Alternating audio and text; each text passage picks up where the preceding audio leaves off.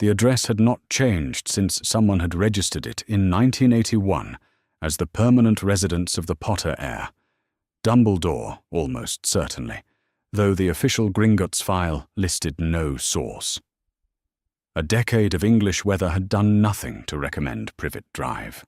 The hedges were trimmed to a precision that suggested either obsessive commitment or a neighborhood bylaw enforced by someone with too much time on their hands, and the houses along the street were identically beige, identically net-curtained, identically sealed against anything that might qualify as an incident.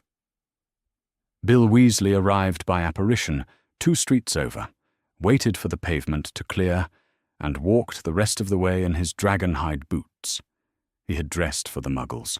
Dark trousers, a collared shirt, his Gringotts security badge clipped to his breast pocket, where it would read as institutional rather than strange. He'd left the earring at his flat. The Fang unsettled people in ways that were rarely productive, and he was here for a routine assessment, the simplest kind of job, he'd been told. Number 4 had net curtains in the front window and a doorbell that played a chord. He knocked instead. Doorbells gave the person inside a moment to prepare something, and he preferred faces before preparation. The door opened to a man who was large in the way that implied a settled preference for occupying space, wide across the chest, thick-necked, with a face that had arranged itself into the expression of someone who has been expecting an intrusion and has rehearsed being unpleasant about it. He was wearing a tie at 9:30 in the morning in July. Behind him, a woman had already appeared at the kitchen doorway, thin and long-necked, pale eyes moving quickly across Bill's face, his badge, his collar, computing something. Mr. Dursley. Bill kept his tone where he kept it when managing a site negotiation with goblin middle management. Pleasant, precise, giving nothing.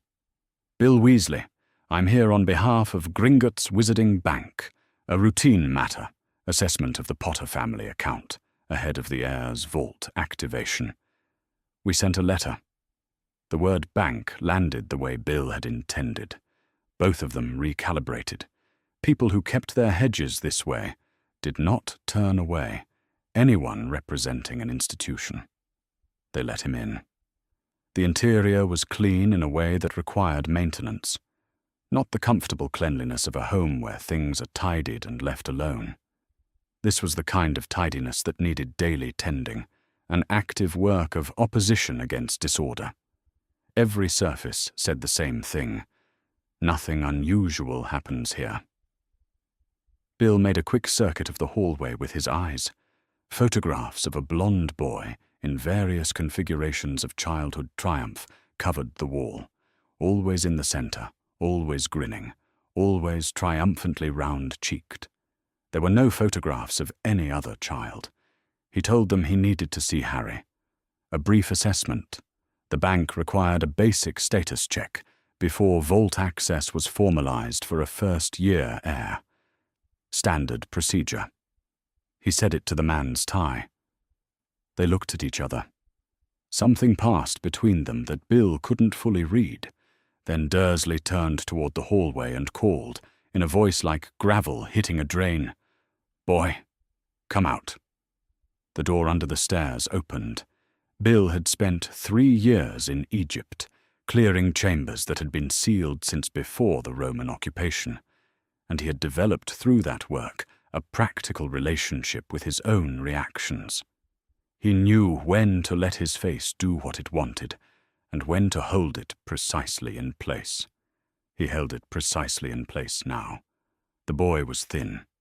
Too thin, in a way that landed as a specific kind of information, the sort that arrived quickly and took time to fully process.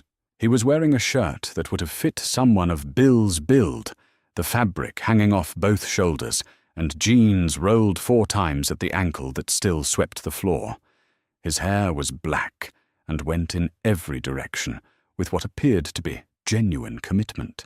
He had a lightning bolt scar on his forehead, and green eyes, a particular green, vivid and specific, the the kind of color that someone had once described to him, Lily Evans's eyes. Bill registered suddenly, the detail surfacing from somewhere he hadn't known he'd stored it, and those eyes were aimed at a point on the hallway floor about 2 feet ahead of him, slightly left of center, in the manner of someone who had learned through practice that making eye contact in this house was a miscalculation. He was 10 years old. He had come out of a cupboard.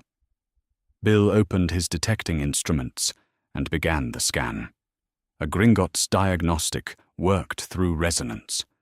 He had spent 3 years reading dark, magical signatures on objects, and he understood what an old curse felt like in its vessel, the stillness of it, its orientation, what it had been placed there to accomplish. He had run this scan on tomb walls, on sealed jars, on a gilded ibis in Alexandria that had contained 3 separate curses, and something else he had never conclusively categorized. He had not run it on a living person. But a person was not, in any fundamental way, a different kind of vessel. Harry Potter's magical field was inverted. He had seen this signature twice in 3 years, once in a training manual, in a section marked largely historical, and once as a faint trace residue on an inscription from Alexandria that had preserved the echo of something that had, long ago, been a person. Both times it had been a relic, a finished thing. This was not finished. This was happening now, in the hallway of a house in Surrey, in real time. The magic was not radiating outward the way an untrained child's power was meant to, building pressure toward first-year release, building urgency that demanded a wand and a school and an outlet. It had reversed. It had turned inward. A dark core growing denser at the center, parasitic in the precise sense of the word, consuming the very field that should have been generating it. He knew the clinical designation. An obscurus. A dark, parasitic, magical force, produced by years of trauma, by a magical child learning to hate the thing inside them and pressing it down and down and down until it turned against its host. He kept his face where it was. His hands were steady. Then the scan caught the second thing. It was in the scar. Nothing like the obscurus. The obscurus was diffuse, atmospheric, spreading through the whole field the way damp spreads through a wall.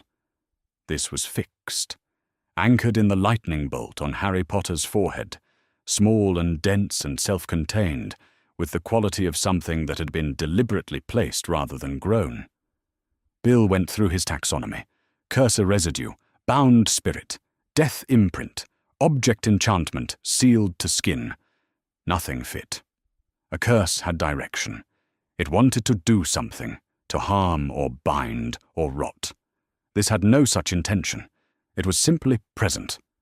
The way a person is present in a room when they are sitting very still, and it had a quality that made the fine hairs on the back of his neck rise, a faint warmth that was not heat but something closer to metabolism.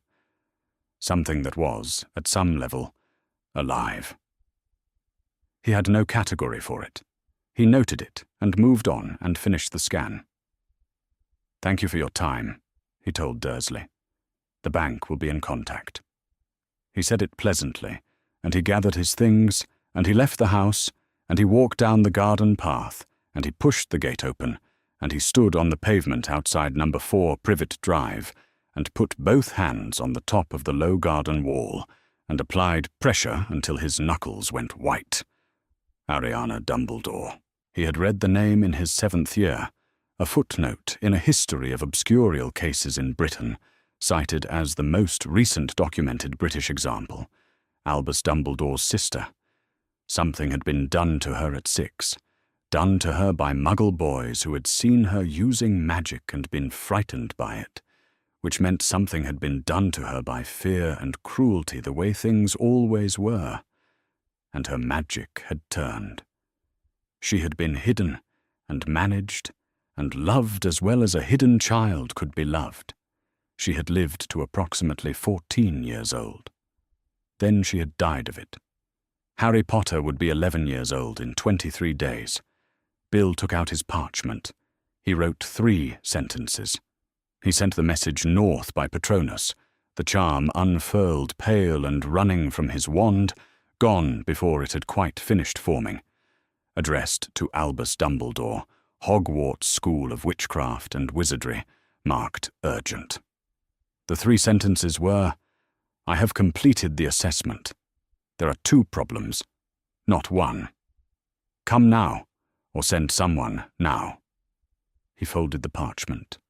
He sat down on the garden wall in the July sun and watched the net curtains in the front window of number 4, and the street continued to be immaculate and beige and deeply, vigorously ordinary around him, and he waited.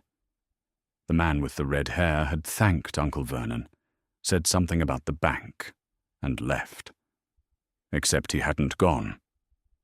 If Harry pressed his face against the tiny gap at the top of the cupboard door and turned his head at exactly the right angle, he could see through the front window to the garden wall, and the man was still there. Sitting, looking at the house. Harry had lived under the stairs for 10 years. No one had ever sat on the garden wall and looked at the house. 2 hours passed. He counted them by the hall clock. Vernon liked it because it sounded expensive. Then, a sound. Not from the street, exactly. From above, then from the street. A low mechanical roar that should have belonged to a lorry but came from the wrong direction entirely. Too high and too sudden, ending with a rattle and a silence, and then footsteps, very heavy footsteps, coming up the front path. The doorbell rang. Harry pressed his eye to the gap. He could see Uncle Vernon's back fill the doorway, the way it always did, when Vernon was trying to use his body to communicate that someone was not welcome. He saw Vernon's posture falter, then stiffen again, the specific stiffening of a man who has decided to be immovable in the face of something he would very much prefer not to look at directly. From the garden, the red-haired man's voice. "Hagrid, got my message." The shape in the doorway was vast. Harry could see a beard. He could see hands. Hands the size of the dustbin lids they put out on Tuesdays, curled loosely at either side of a frame that was too wide for the door. The voice that came from that shape was low enough that Harry felt it more than heard it. "Got it," it said. "Bill." Harry didn't know anyone named Hagrid. He didn't know anyone named Bill either, except that the red-haired man had offered that name to Vernon earlier, and Vernon had received it the way he received all information that didn't immediately serve his purposes, with a particular quality of not quite listening. There was a brief exchange at the door. Harry couldn't make it out entirely. Vernon's voice went up.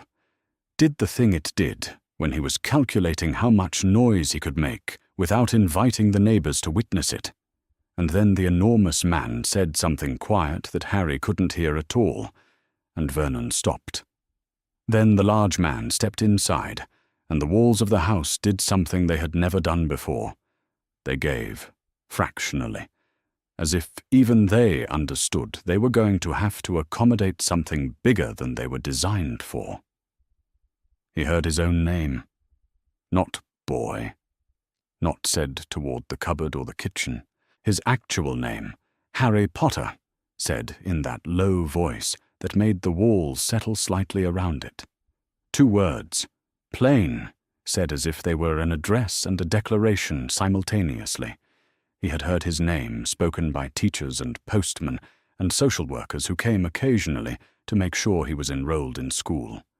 They all said it with a purpose behind it, something they needed from it. This was different. This sounded like someone saying a name because they meant it. Through the door, fragments, 10 years, should never have been. Hogwarts, letter. He could hear Aunt Petunia's voice rising to a register she reserved for serious objections. He heard Uncle Vernon say something about not wanting it in his house, and the large man said something back that Harry couldn't make out. something low and final. And then there was silence. Then footsteps, and the sound of something being opened. Not a door, not the front door or the kitchen door. The cupboard door. Harry heard the man stop. He could picture it without seeing it. The shape of the space under the stairs, the cot with the broken spring, the single bare bulb, the child's drawings Harry had done on the wall at 6 and painted over at 8 because he wasn't supposed to have crayons in the first place. He had not thought about those drawings in a long time. He heard the large man say nothing at all for a long moment. Something happened to the air in the hallway. It wasn't a sound or a word. It was more like the particular quality of a silence after something has been seen that cannot be unseen. A held breath, a stillness that had weight. Harry did not know what to make of it. He sat on the cot and waited. Outside the house, Bill had not gone inside. He would not go inside. He sat on the garden wall and ran through what he knew, systematically, the way he ran through a sight assessment when 2 facts about a chamber wouldn't reconcile. The blood protection was still active. The blood protection needed to remain active. Harry had to leave this house today, or the second problem would compound the first until there was no solving either. Dumbledore's response had arrived 20 minutes ago.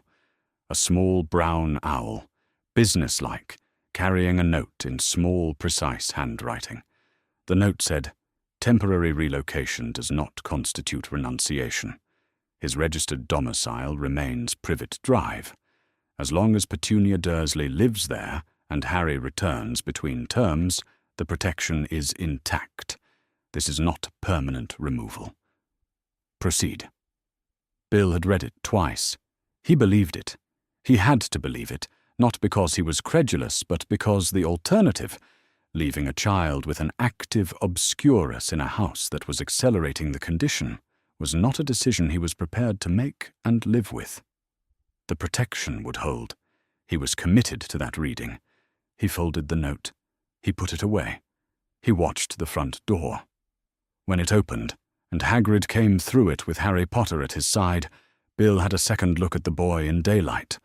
He still had 2 large clothes, and not enough of the weight a 10-year-old should have, and he was looking at the garden wall, at the space where Bill was sitting, with an expression that was not quite suspicion, and not quite hope, and was something in between the two that children who have learned not to rely on either wore when circumstances were getting away from them.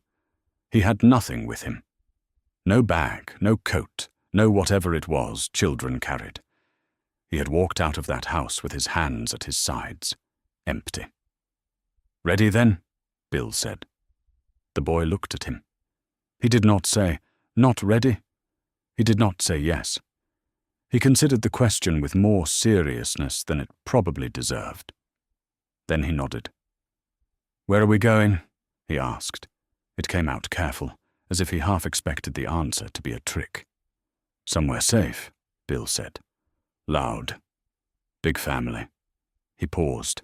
"Fair warning, everyone will fight to sit next to you at dinner." Harry looked at him. Something moved across his face, very briefly, not disbelief exactly, but the expression of someone processing a sentence that doesn't fit any template they've been given. "Why?" he said. "Because that's what they do." Bill stood up from the wall. He held out his hand. "Come on. We'll sort the rest as we go." Harry looked at the hand. The consideration he gave it lasted only a moment. Then he took it. Behind them, the front door of number 4 closed. The net curtains in the window didn't move. The garden wall was empty. The street was as tidy and beige and self-contained as it had always been, as if nothing at all had changed, as if a child had not just walked away from it for the first time under his own power, carrying nothing, going somewhere someone was waiting to sit next to him.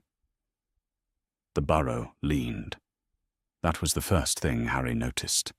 The house itself leaned slightly to the left in a way that suggested it had been doing so for years and had simply arrived at an arrangement with gravity.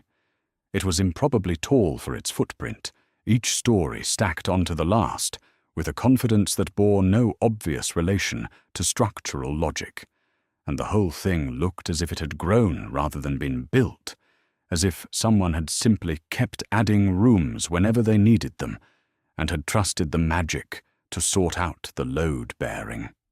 The garden was large and wild, and there was a gnome sitting in a cabbage with the aggrieved expression of something that had been evicted from better lodgings, and chickens picking their way through the long grass, and beyond all of it, the fields of Devon going gold in the afternoon sun. Molly Weasley met them at the door. She was a short, stout woman with red hair going to grey, and a look about her that suggested she had decided, some years ago, that the correct response to most problems was food and organisation, and had never been given sufficient cause to revisit this view. She took one look at Harry, at the two large clothes, and the careful way he was standing, as if readying himself for the terms of his admission to be announced, and said, "Oh," in a way that was not really a comment on him, but was more the sound a person makes when the precise shape of something that has been wrong for a long time suddenly becomes clear. She did not say anything further about it. She brought him inside. The kitchen was warm and loud, and smelled of something that had been cooking since morning. Objects moved without hands, a pot stirring itself at the stove, dishes navigating each other on the drying rack, a small rag performing slow circles on the counter, with the weary dedication of something that had been told to clean up and was taking the instructions seriously.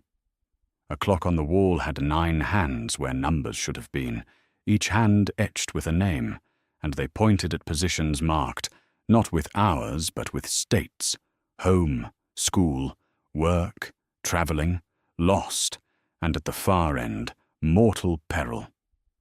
At that moment, all 9 hands were pointed at home and travelling, overlapping in a cluster that made them difficult to read individually. Harry stood in the doorway and looked at the kitchen for a long time. It should have been frightening. He waited for the fright to arrive. It didn't. What arrived instead was something he didn't have a name for. Something to do with the smell of the cooking and the radio playing from somewhere upstairs, and the particular quality of disorder that felt chosen rather than imposed. Ron came in from the garden and stopped when he saw Harry. He had freckles and large hands, and red hair that had clearly come to peace with having no particular shape. He looked at Harry with the expression of someone who has not been given sufficient preparation time and is now making decisions in real time. "Hi," he said, and then, with the energy of a person reaching for the nearest available sentence, "My room's upstairs. It's small. It's orange." Harry said that sounded fine. Ron looked relieved to have cleared the obstacle of the introduction. Molly appeared behind him with 2 cups of something hot, and the matter was settled. Fred and George arrived at dinner as a unit, dropped into their chairs, gave Harry a single, comprehensive assessment across the table, and one of them, Harry immediately lost track of which, said, "We heard you've been living in a cupboard. Did it have a lock on the outside or the inside?" Percy, from the end of the table, said that was not an appropriate dinner question. The twin who had asked it ignored this. Harry thought about the lock. "Outside," he said. The twins looked at each other with the expression of people who have just added an item to a working list. Ginny appeared at the bottom of the stairs, saw Harry at the table, went a remarkable colour, and fell over the last step. There was a brief silence in which Harry looked at his plate and Ginny looked at the floor, and an agreement was reached, wordlessly, that this had not happened. After that, they were on entirely normal terms. Percy introduced himself with his full name and mentioned his prefect status as a piece of relevant biographical data. He shook Harry's hand.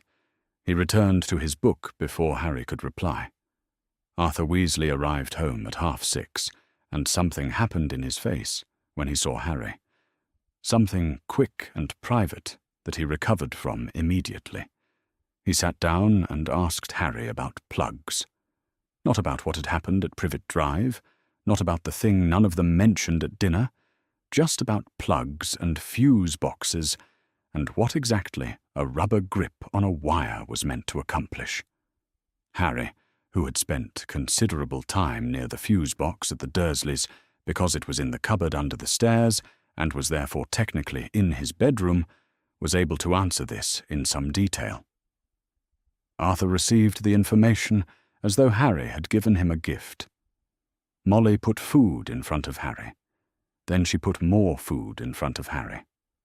He ate it the way he had always eaten, carefully, with the low-level awareness of someone for whom a plate might be taken away before it was finished, and when the second serving appeared simply because the first was gone, something very small and structural shifted in him.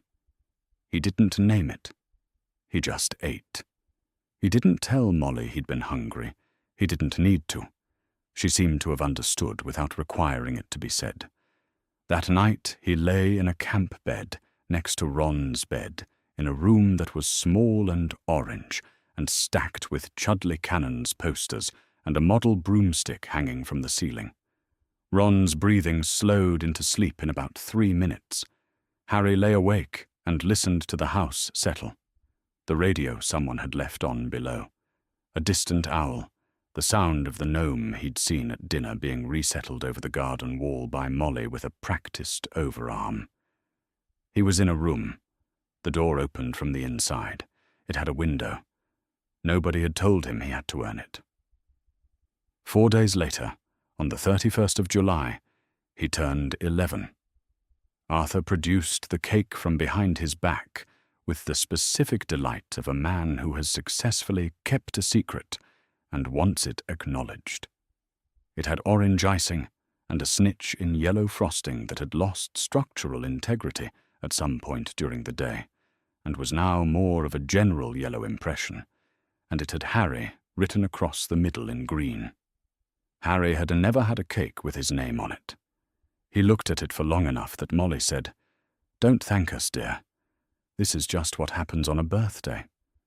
And she was already cutting, already passing plates, already entirely focused on the tea. As if the matter were obvious and settled, and had always been true. He held that sentence for a long time. This is just what happens on a birthday. He turned it over, examined it, put it somewhere careful. That evening Bill came into the kitchen while the others were outside. He sat at the table with a cup of tea and a small brass instrument in his hand, and he talked about nothing in particular, the gnome situation, whether Ron had shown Harry the ghoul in the attic, while the instrument turned slowly, oriented toward Harry, doing something Bill did not explain, and Harry did not ask about. After a few minutes, Bill looked at whatever the instrument was telling him. Something in his expression changed, the particular shift of a person who has checked a figure they were afraid of and found it marginally better than feared. He wrote a letter later and sent it with the barn owl before bed. The letter said, "It's working. I need to know what's in the scar." He had read the letter 11 times. Albus Dumbledore was not, as a rule, the kind of man who read letters 11 times. He was the kind of man who read them once, understood them completely, filed the implications in their correct order, and acted. He had not acted on this letter. He had set it on his desk beside his half-finished cup of tea and read it again each morning. And each morning had found a reason why today was not the day to summon anyone.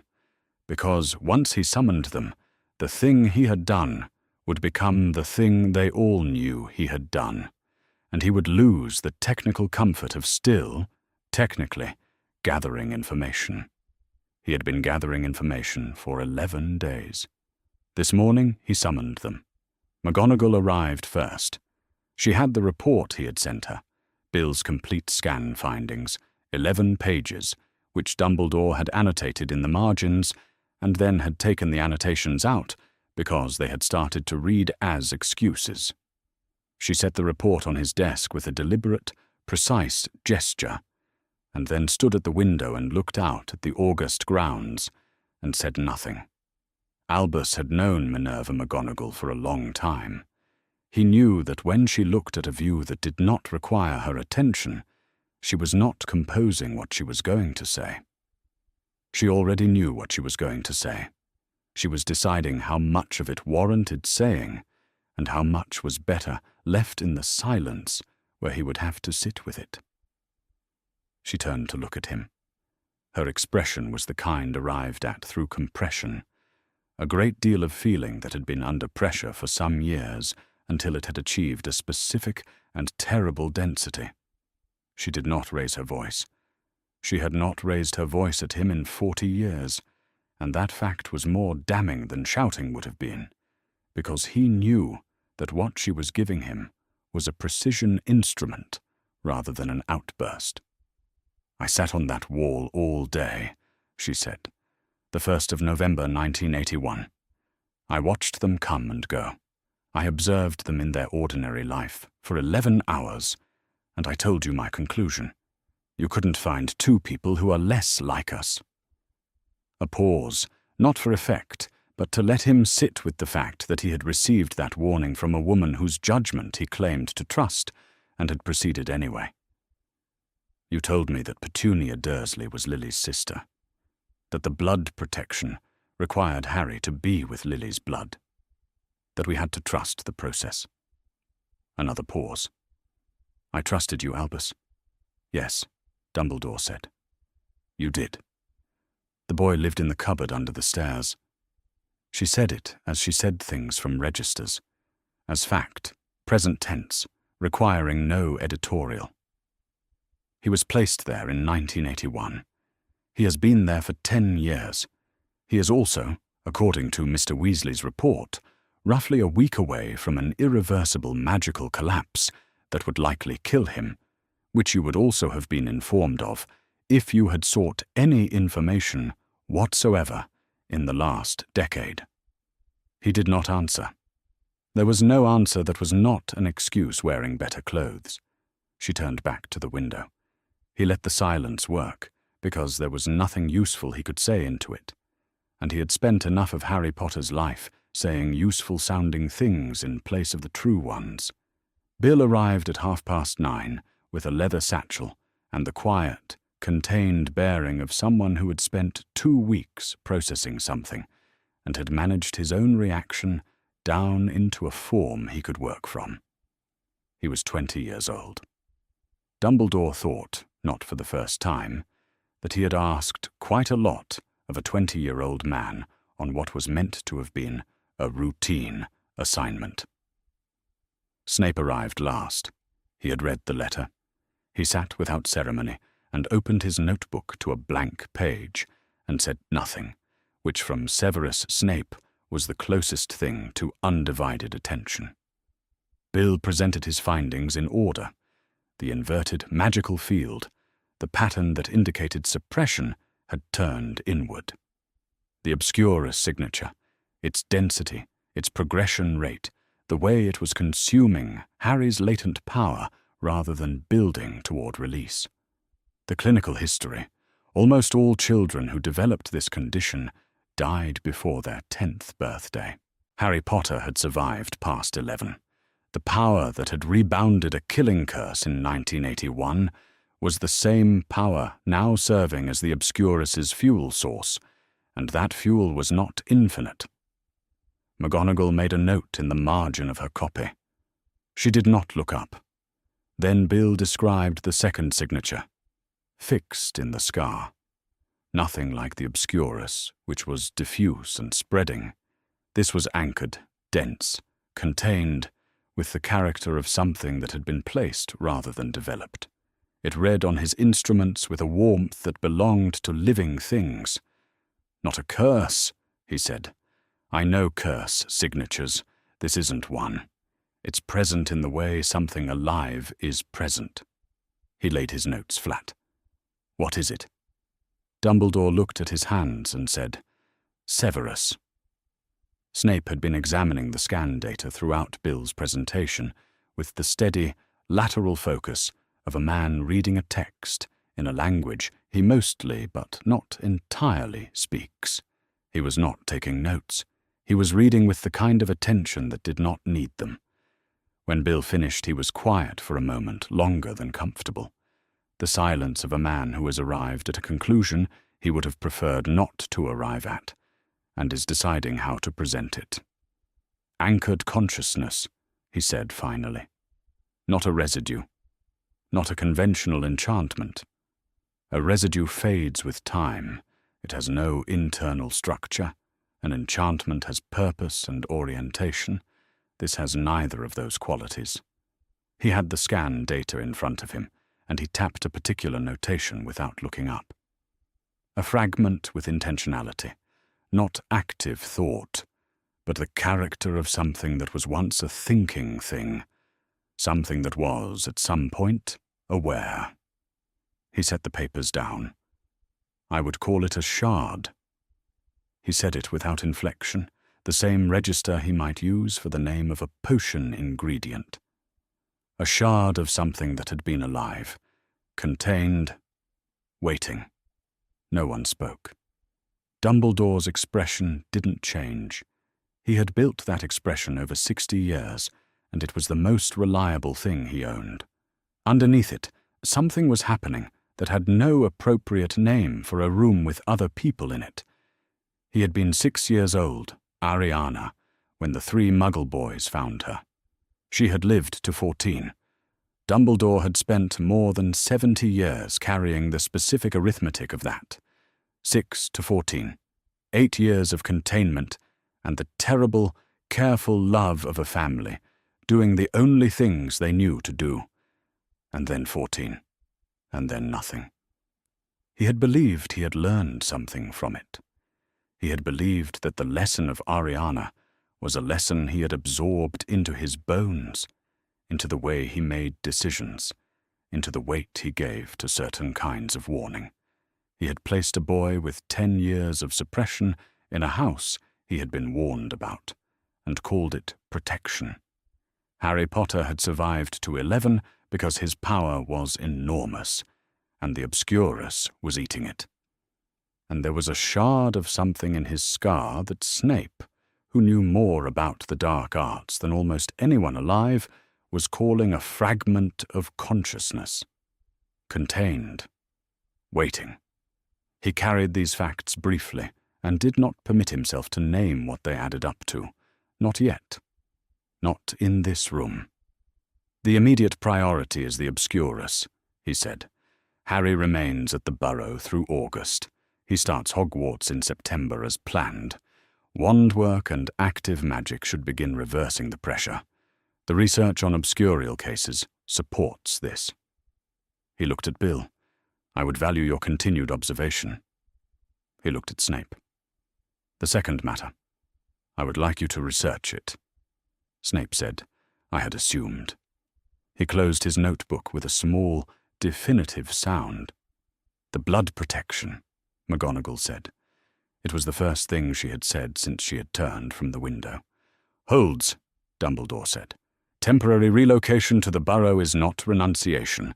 Hogwarts from September is not renunciation. His registered domicile remains Privet Drive. The protection is intact. She looked at him for a moment, with the careful, level look she reserved for information she was filing under things she would need to remember, and things she was not confident she was being told in full. She gathered her copy of the report. At the door she turned. What are you going to tell Harry? The truth, Dumbledore said. In time. She looked at him. It was not a long look. It was the look of someone who has heard that particular answer before, from that particular person, and has formed a settled opinion of it. She said nothing more. She opened the door and went through it, and closed it behind her with a precise, quiet click that had, in the silence of the room, rather the quality of a verdict. He arrived before the others had finished breakfast, and Molly put another cup of tea on without being asked. The man at the door was not old exactly, but had the look of someone who had been carried by time at a speed faster than his years warranted. Prematurely grey, threaded through brown hair that had gone to an undecided length, lines in his face that suggested both years and something more specific than years, and robes that had been patched and repatched until the patches had become the primary structural element.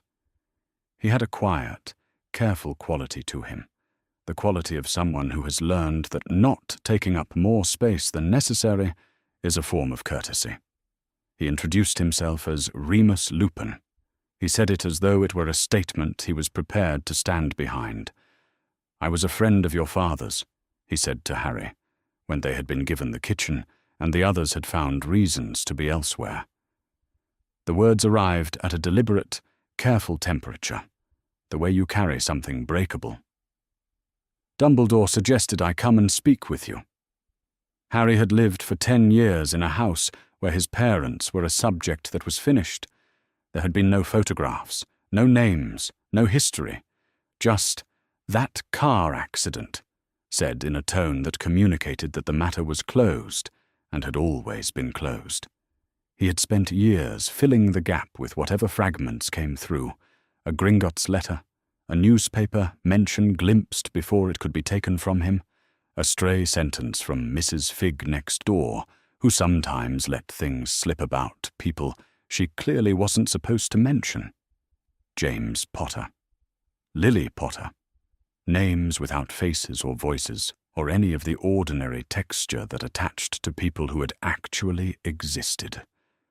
He said, "Okay." It wasn't what he meant, but he didn't have a word for what he meant yet. Lupin suggested the garden. They took their tea out to the bench under the apple tree, and Lupin sat at an angle that didn't require them to look directly at each other unless they chose to, which Harry thought was a perceptive thing to arrange. And then Lupin began, carefully, to give Harry his parents back. James Potter was Weasley-haired, perpetually late to everything that mattered, and early to things that didn't. He made rooms larger when he entered them, which had the side effect of making them quieter when he left. He had been arrogant at 15, in the specific way that people who are very good at things sometimes are before life has offered sufficient correction, and considerably less arrogant at 21, which was most of what growing up was. He had been an unregistered animagus since his 5th year at Hogwarts. His form was a stag, large and very serious about itself, which had earned him the nickname Prongs from his friends, a name that Harry had never heard before and felt he would need to hold for a while before it settled into meaning. He had had a quality, Lupin said, of finding most things interesting, which sounds unremarkable until you consider how few people actually manage it. Lily Evans had been better at nearly everything than James, and had told him so on a regular basis, and James had loved her for it, despite its being the least comfortable experience of his life, or possibly because it was. Harry asked what they were like together, and Lupin smiled in the way of someone recalling something that still cost them something to recall, and said, they argued constantly about what time dinner should start, and they were both completely wrong, and neither of them ever admitted it. Harry had not been allowed to ask about his parents for 10 years. He asked everything now, and what he noticed, alongside the answers, which were coming in faster than he could process them and would need to be sorted through later, was that Lupin answered without the tightening around the eyes that adults produced when Harry asked things they didn't intend to answer, without rationing, without managing him towards something. The answers came clean and complete. What James had been afraid of, which had turned out to be nothing, which had eventually become a problem. What Lily cried about, which was people being unkind on purpose, which she considered the one genuinely unforgivable thing. how they had eventually found their way to each other, which involved a Quidditch accident and an ill-timed transfiguration assignment and a long corridor conversation that turned into the kind of conversation neither of them had expected or planned for. He did not know how long they sat there. At some point, the sun moved off the bench and onto the grass, and they moved with it. Ron came out once, saw them, and retreated without comment. Harry was going to have to thank him for that later. He noticed, eventually, that Lupin's stories had a particular shape. There were 4 people in them: James, Lily, Lupin himself, and someone else whose name kept being replaced by a pronoun, or by the sentence moving on before it arrived at the name, or by a pause so brief and so practiced that it was clearly something Lupin had been doing for a long time without knowing he was doing it. A 4th voice that belonged to all the Hogwarts stories. A 4th set of footsteps in the castle corridors. The stories had a gap in them. A 4th chair that was always pulled back from the table but never sat in. A name-shaped space that everything moved carefully around. Harry noticed it the way he noticed drafts. Not immediately, not directly, but as a presence that registered in the body before the mind caught up to it. He did not ask.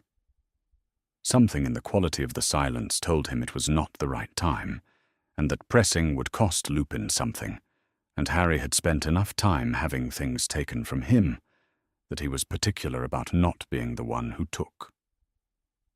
Dumbledore arrived that evening. Harry knew who he was before Molly said his name.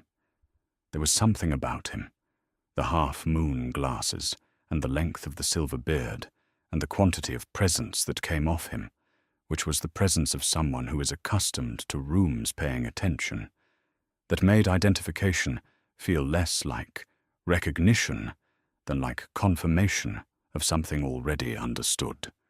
He came through the kitchen door with Molly already pouring tea, and Lupin went very still in a way that was different from his ordinary stillness, and Molly straightened without quite intending to, and Harry thought, this person is what authority actually looks like. Dumbledore sat across the table from Harry. He looked at him with the unhurried attention of a very old person, meeting someone they have known about for a long time. Not the clinical looking of Bill's instruments, not the quick inventory of adults who were assessing whether Harry was a problem. Something different from those. Something that was simply looking in the way you look at a person you have been carrying the idea of. "Are you well?" Dumbledore said. Harry had been asked that question many times, in many contexts, and the correct answer was always the same. Fine, yes, thank you. Because the question was not really a question, but a formality, a threshold one crossed before the real business. He turned this version of it over and found that it didn't feel like a formality. It felt like a question that expected the actual answer. "Getting there," he said. Dumbledore nodded once, slowly. He accepted this the way he might accept a careful and honest answer from someone who was doing the work and knew it, without demanding that it be further along than it was. He asked nothing more.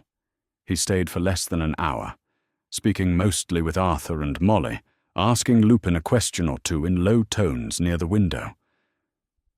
And then he was gone. Harry sat in the garden afterward, in the last of the August evening, and thought about getting there, about where there was, about the gap in Lupin's stories and the stag called Prongs, and his mother who had found cruelty on purpose to be the one thing she could not forgive, about the fact that he had a history, now, and people who had been in it, and that he was, apparently, in the process of getting somewhere.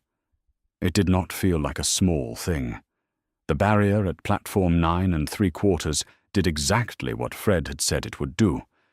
Nothing. You just went through it, and on the other side was the scarlet steam engine, and the smell of something both industrial and faintly magical, and the sound of 100 families saying goodbye. Molly kissed everyone. She kissed Percy twice, possibly because he had his prefect badge on, and this required additional acknowledgement. She kissed Harry once, on the forehead, in a matter-of-fact way that communicated that this was what happened when you lived in her house, and he had half a second to decide whether to step back from it. And he didn't. Arthur shook everyone's hand, including Harry's, with the air of a man who had planned a dignified farewell and was executing it under pressure. Ginny stood back from the barrier and watched. She was 9, and not old enough for Hogwarts, and she had been told this many times and had received it with the patience of someone who has registered an objection and is now simply waiting for circumstances to change. She watched her brothers push their trunks through, and she watched Harry follow them, and she didn't wave. And then at the last second, when the barrier was almost between them, she waved, fast and small. Harry saw it through the gap. He stored it without knowing quite why. He and Ron found a compartment halfway down the train. Ron was trying to manage an owl cage and a trunk, and failing, and Harry took one end of the trunk without being asked, and that settled the question of whether they were going to get along for the journey. A round-faced boy appeared in the compartment doorway about 20 minutes out of London. He had the expression of someone who has lost something and is not sure whether to be embarrassed about it. "Sorry," he said. "I don't suppose you've seen a toad. Only Trevor's gone again, and I've been the length of the train." Harry said he hadn't. Ron said he hadn't either, and then offered a chocolate frog in the spirit of consolation, which the boy, his name was Neville Longbottom. He offered it carefully, as if names were things he was still getting used to giving out, accepted with the gratitude of someone not accustomed to things being offered. He stayed. There was no particular decision about it. He simply did not leave. And after a while, this resolved itself into him, sitting by the window with his chocolate frog and his arms around his knees. He dropped his frog card twice. He apologized for taking up space once, which Harry found unusual enough to note. People who apologized for existing were usually doing it because someone had told them to. They were talking about something. Hogwarts, what it would be like, whether Neville thought he would be any good at magic. Neville saying he rather doubted it, and Harry saying he wasn't sure either, when the compartment door opened and a girl looked in.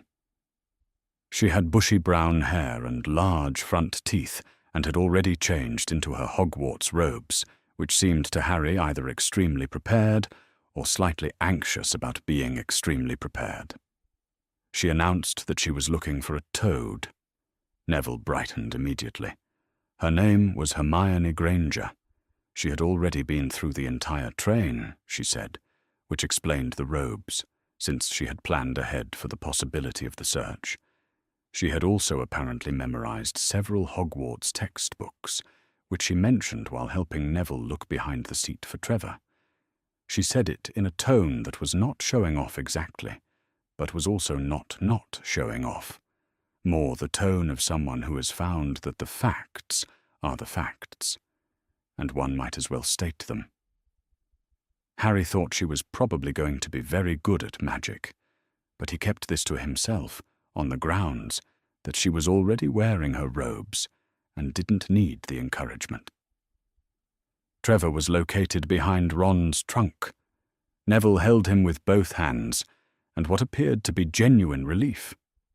The train brought them across England in the dark, and sometime in the evening they arrived at Hogsmeade Station, and a voice Harry recognized, Hagrid's voice, the one that resonated in walls, called for first years, and the first years made their way down to the Black Lake. And then there were the boats. Harry had expected something ordinary. What he got was the castle. It appeared across the water as they rowed toward it, blazing with lit windows against a sky of summer-ending dark, and it was enormous in the way that things are enormous when they are also old. when the enormity is earned, accumulated, a question of centuries rather than mere scale. He had been told about Hogwarts. He had heard the name since July. It had been a concept, a destination, a place the plan referred to. Looking at it across the lake, he understood that it had always been something else. That somewhere in him there had been a direction, all his life, a compass needle that had pointed here without any understanding of where here was. The Obscurus did not stir. Something else did. Something entirely unlike the Obscurus. A recognition, a settling, as if a question that had been posed in very early childhood was receiving at last an answer. He has been coming here his whole life without knowing it. In the great hall, the enchanted ceiling showed an ink-dark sky tracked with the first autumn stars, and the candles were everywhere, floating and unnecessary and beautiful, and the 4 long tables were full of older students watching the first years make their way to the front with the benign interest of people watching a ceremony they have been through themselves. The Sorting Hat sat on a 3-legged stool. It looked, Harry thought, like something that had been through a great deal and had opinions about most of it. He listened to the Hat's opening song. He watched the sortings before his name. Students called forward, the Hat placed on their heads, sometimes a few seconds, sometimes longer, the Hat calling a house. He watched Neville Longbottom sit on the stool with his eyes closed and his hands clenched in his lap, the hat tilted forward on his round face, and after a moment that was not quite as long as Neville's expression suggested, Gryffindor. Neville's eyes flew open. He looked startled, as if the decision surprised him, and then something settled in his face, something cautiously pleased. Potter, Harry. A ripple through the hall. He had expected it. Ron had warned him, had said the name was going to get a reaction, and Ron had been right. He sat on the stool, and the hat came down over his eyes, and everything went dark. The hat was quiet for a long moment. It was not sorting him quickly.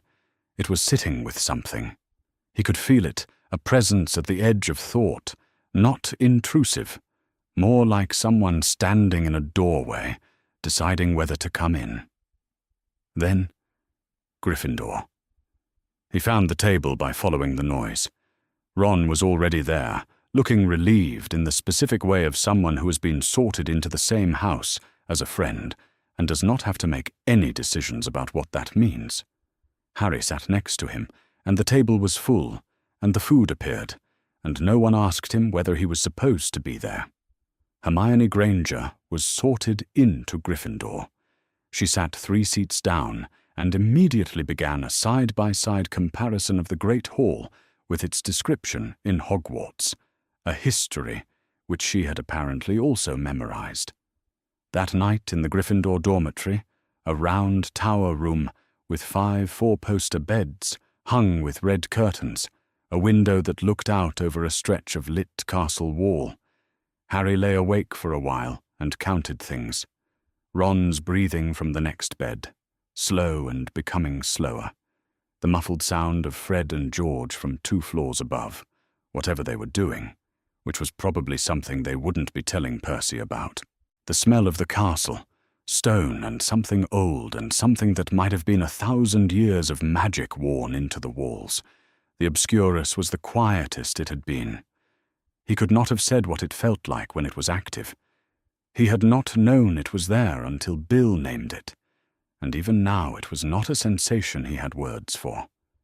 But he could feel the absence of something, like a fist that had been clenched for 10 years and had, tonight, forgotten what it was clenching for. He fell asleep before he had finished the thought. The thing about magic was that it worked. Harry had understood this in the abstract through the summer. He had watched Molly conjure food and Bill perform diagnostics, and Dumbledore move through a room with the specific gravity of someone who existed in more than one dimension. but understanding it in the abstract was entirely unlike having a wand in his hand and doing it himself. In Transfiguration, he turned a match into a needle, which was supposed to be straightforward, and mostly was, except that his first 3 attempts produced objects that were silver on one end and still wood on the other. He got it right on the 4th try, and then sat holding it, the needle small and whole and silver in his palm, and thought, I made that. I did that on purpose. In Charms, he levitated a feather, which was also supposed to be straightforward, except that he got the incantation right, and the movement right, and the intent too sharp, apparently, because the feather shot upward and hit the ceiling and came down on Hermione's head. She said, Wingardium Leviosa, not Wingardium Launchit, without looking up from her own feather, which was hovering at a precise regulation height. Harry did it again, slower, and the feather rose and stayed. He turned things the wrong color in Charms. He misidentified 24 plants in herbology before getting the method. He nearly transfigured Ron's hand instead of his own desk. He was bad at potions. This was not, he felt, entirely his fault. The potions classroom was in the dungeon, which was cold in a specific way that suggested the stone had been cold for a very long time and intended to remain so, and the professor had arrived on the first day and begun the lesson without welcome and without preamble, and had said, in a voice that made the flame on Harry's desk candle flinch, I can teach you how to bottle fame, brew glory, even stop a death, if you aren't as big a bunch of dunderheads as I usually have to teach. And then he had looked at Harry, and his expression had communicated something that Harry read, with the fluency of someone who had spent 10 years reading adults' expressions for threat levels, as, you specifically. He was wrong about the expression. He did not know this. Snape watched the Potter boy fumble his ingredients and wrote, still present. Not a curse. He had been carrying the letter from Dumbledore, forwarded from Weasley in Egypt, summary only, for 2 weeks, and he had been doing what the letter suggested, which was watching the scar. Harry Potter's scar was, at a distance across a dungeon classroom, visible when Potter's hair was pushed back, and it was visible fairly often because Potter could not keep his hair out of his face, and appeared to have given up attempting to. The scar looked exactly like a scar. Snape had spent a great deal of his adult life around dark objects and dark marks and dark residue, and a scar that looked like a scar was not, in his experience, sufficient evidence that nothing was there. He already knew what was there. He had brought Dumbledore his theory 3 weeks ago, in a single private meeting in the headmaster's office that had lasted less than 15 minutes and changed what Snape understood about the last decade.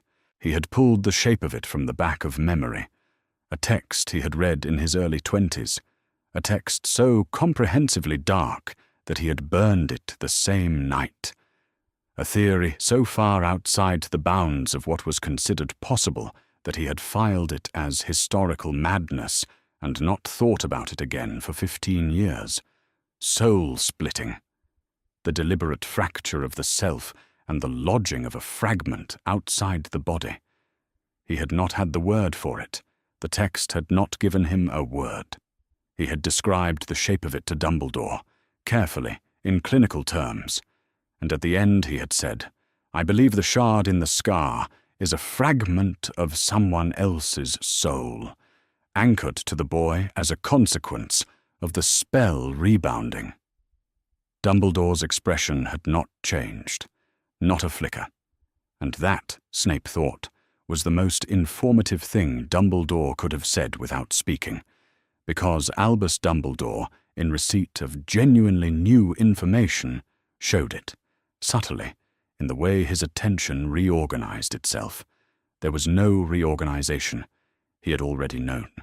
He had said, watch Harry. Watch the scar. Say nothing to the boy. Snape had said nothing to the boy. He was watching. He did not like Harry Potter.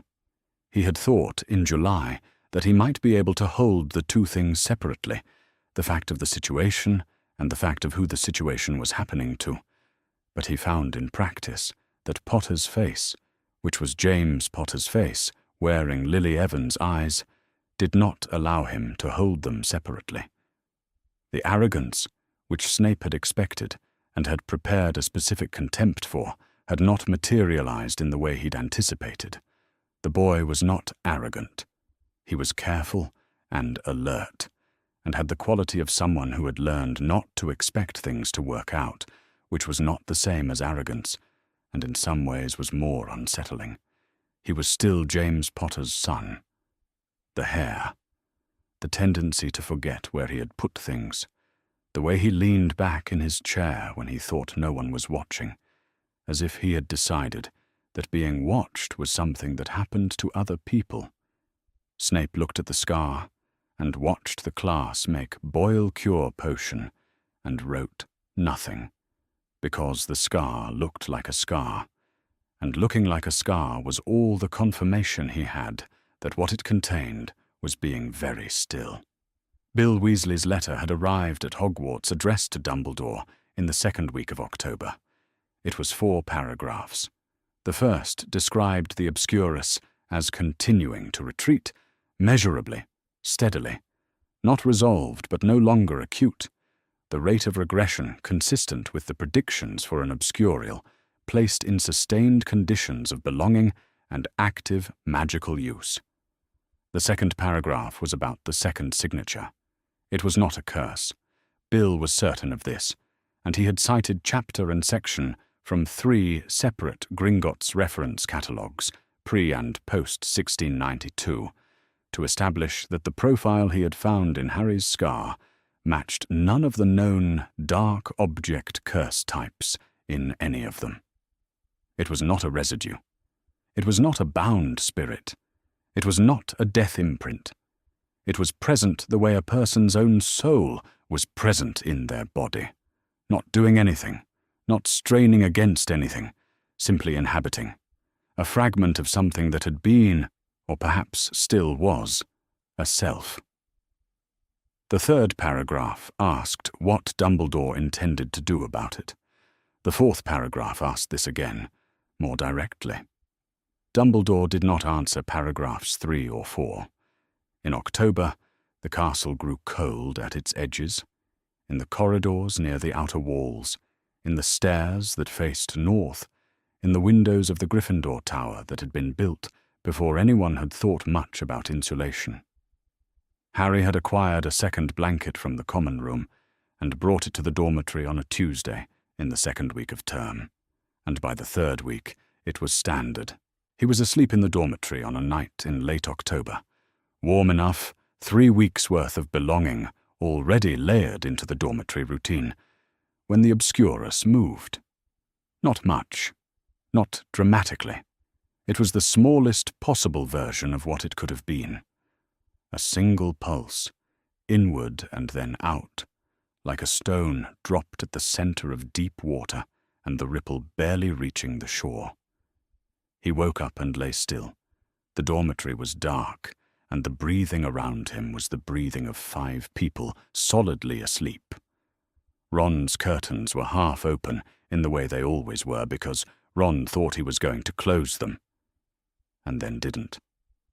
Outside the window, the castle was quiet. Harry lay back and looked at the stone ceiling. He thought, it's still there. He had known it was still there. Bill had told him in August, and Dumbledore had told him in a way that was careful not to say too much, and he had understood enough of the understanding to know that it's getting better did not mean it's gone. He knew. He just didn't, usually, feel it. He thought about whether it would always be there. This thing in him. This darkness that had grown out of years he couldn't undo. He lay with the question and didn't answer it, and somewhere in the not answering he fell asleep, and the window did not rattle, and the dormitory was warm, and the breathing around him went on. By November, Harry and Ron had become friends, in the way that proximity and shared meals and a dormitory made you friends, through repetition becoming preference, through the other person's presence shifting from something incidental to something that you noticed when it wasn't there. Ron had a way of talking about Quidditch that made Harry understand the game, not through its rules, but through Ron's face while he was describing it. Harry had a way of listening that Ron, who had been the sixth child in a loud house for 11 years, found unusual enough to value. Hermione had arrived in their orbit in early October, with the manner of someone who has assessed the available options and made a decision.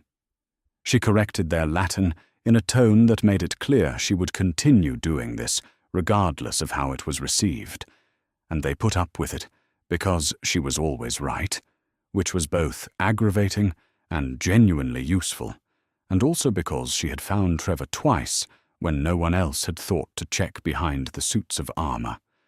She was not precisely easy company. She had strong opinions about library schedules and a tendency to complete the assignment before she had been given it.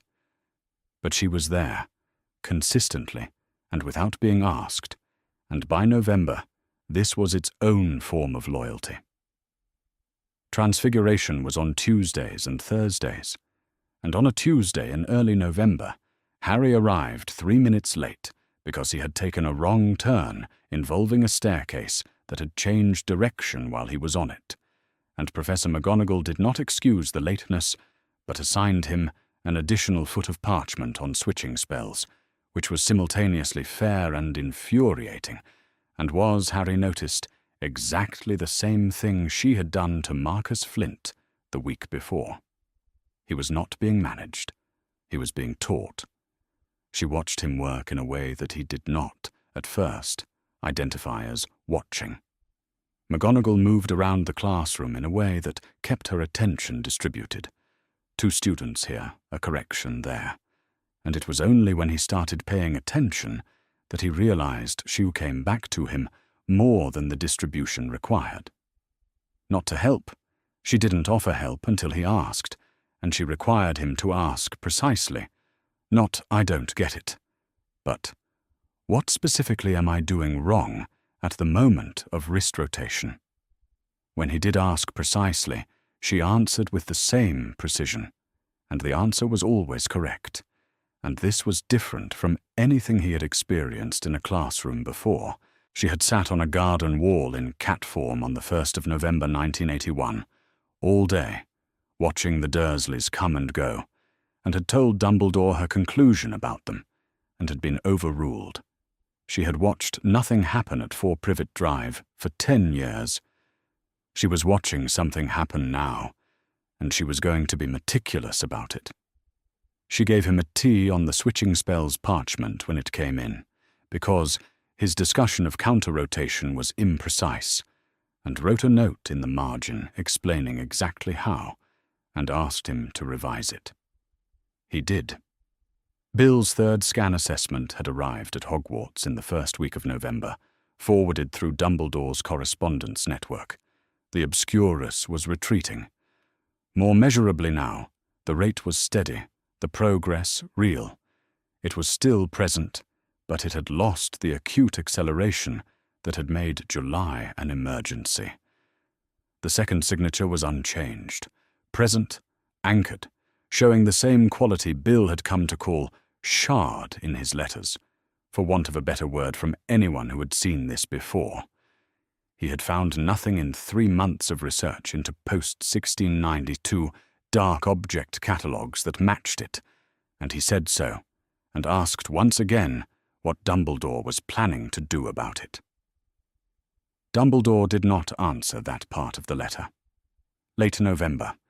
Harry and Ron were in the dormitory after 10, which was technically past curfew, but was the kind of rule that Gryffindor Tower observed loosely on Wednesday nights when Percy was in the prefect's bathroom and Neville was asleep, which he was, definitively, by 9:15.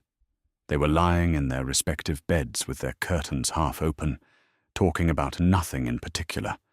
Whether the broomsticks in the school shed were as banned as Fred said, whether nearly headless Nick's difficulty with doors was something he'd ever adjust to, when Ron said, in a different tone, the carefully sideways tone of someone who has been waiting for the right pause, "Where did you sleep?" "Before. At your relatives'." Harry was quiet for a moment. He had thought, in August, that this conversation would be harder than it was. He had thought there would be more to say about it, that it would require more context. He found, lying in the dark with Ron's half-open curtains and the sound of the castle settling into a winter night, that there wasn't much context to give. "Cupboard under the stairs," he said. "Until I was 11. There was a lock on the outside." Ron was quiet.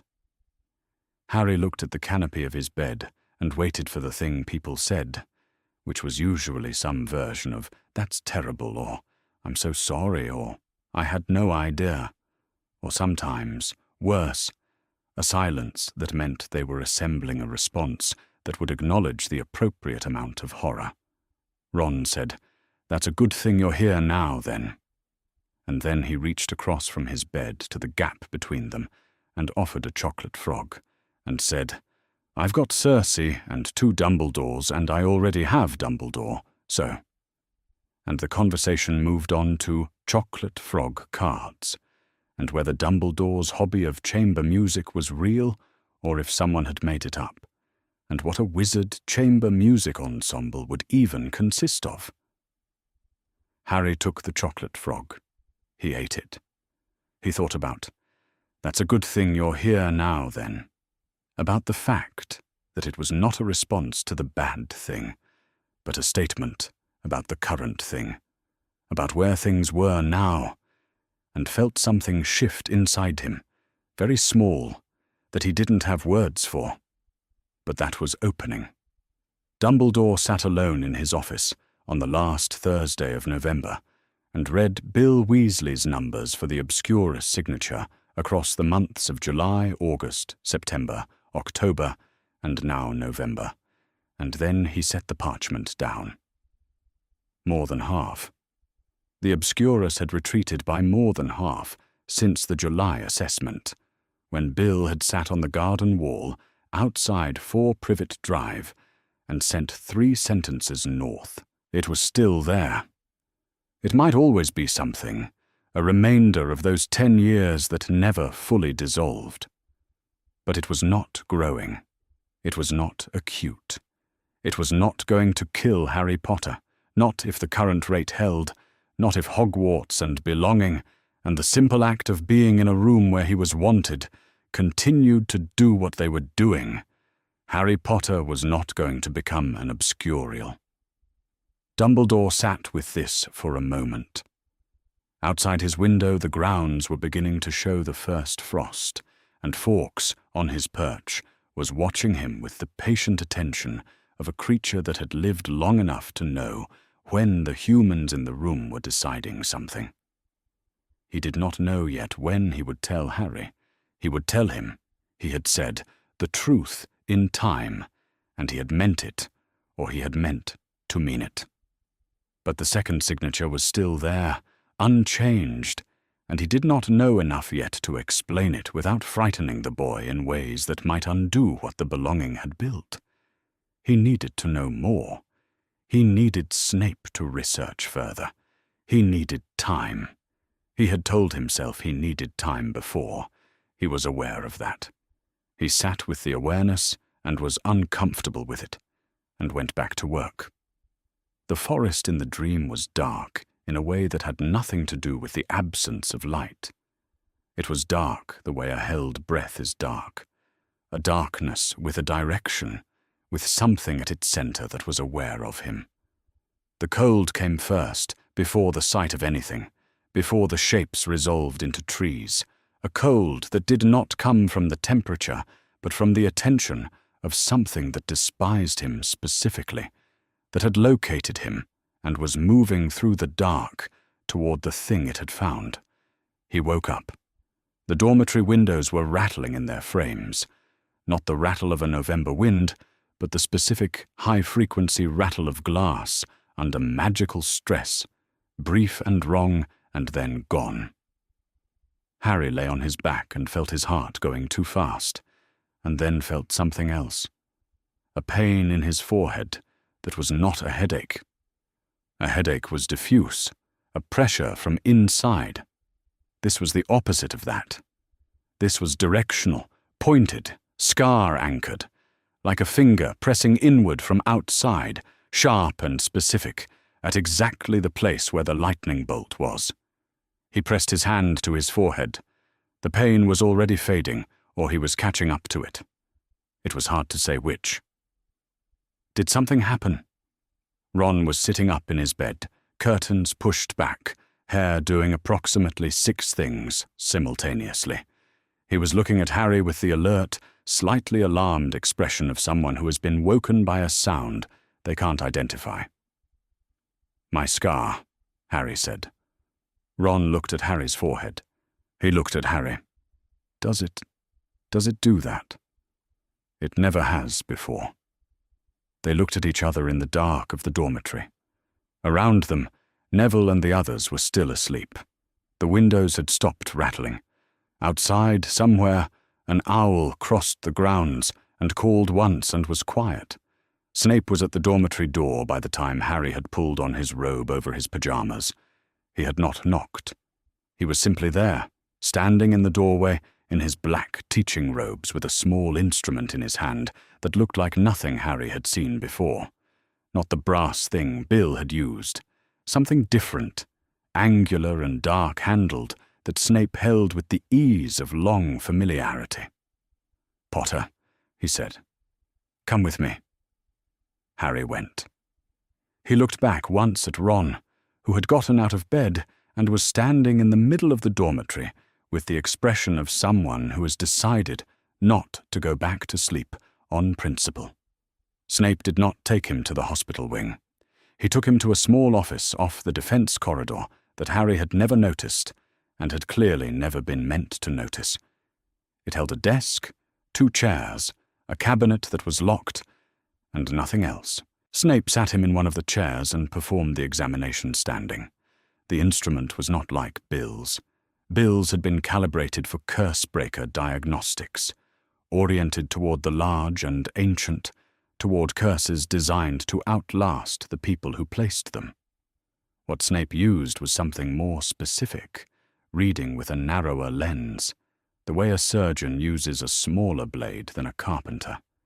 He moved it around the scar, slow and methodical, without touching Harry's face. His expression revealed nothing. He had an excellent expression for revealing nothing. It looked very like contempt, which Harry had by now begun to understand was less specific than he'd first thought. The examination took 6 minutes. Harry counted. Snape put the instrument away. "Describe the pain," he said. "Precisely." Harry described it. Sharp, directional, in the scar. Not a headache. Not anything like what the Obscurus felt like. And he was still uncertain what the Obscurus felt like. But this was definitely different. A different location and a different quality. Specific where the other thing was not.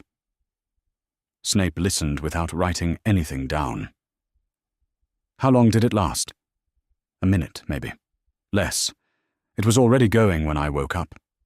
And before the pain, was there anything else? A dream?" Harry told him about the forest, the dark and the cold, and the thing with attention.